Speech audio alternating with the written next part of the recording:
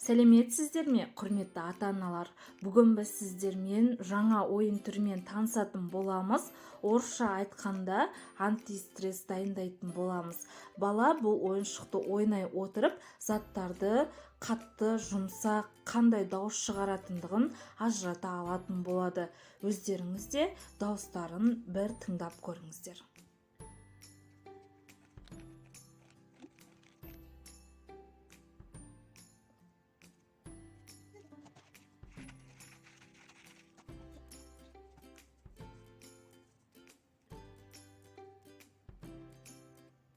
Ал енді дайындауға кірісеміз. Бізге шар және де өздеріңіздің қалауларыңыз бойынша әртүрлі зат салуға болады.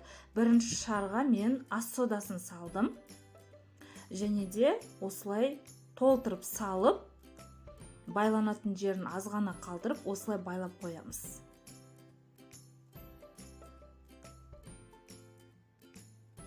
Екінші шарма өте ұсақ макарондарды қолдандым. Тура солай толтырып аламыз. Соңына дейін қатты толтырмаймыз, өйткені байлауымыз қажет.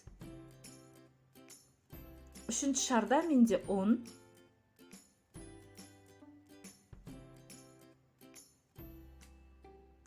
Өздеріңіз қалауларыңыз бойынша тек қана ұнмен, тек қана макаронмен, тек қана ас содасымен, не болмаса крахмалмен толтырсаңыздар да болады. Крахмалдың дауысы өте ерекше шығады, және де қолға ұстаған кезде де басқаша байқалады.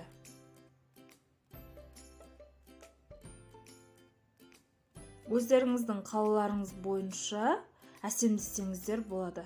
Мен осылай байлап шықтым, және де менде шарларда смайликтердің суреті көрсетілген.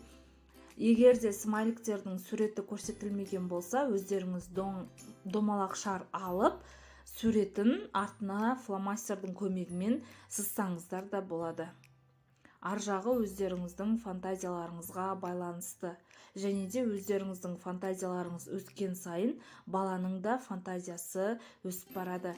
Яғни ата-ана қандай болады, баласы да тура сол тәлімді алып шығады. Мінекей өздеріңіз көріп отырғандай, бала өте қызығушылықпен қарап, ойнап отыр. Сізде бір жарты сағаттың көлемінде бос уақыт болатынына мен сенімдімін.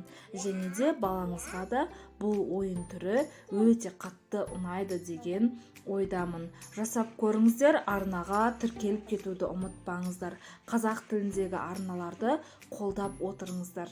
Лайк, комментарияда сіздерді күтемін.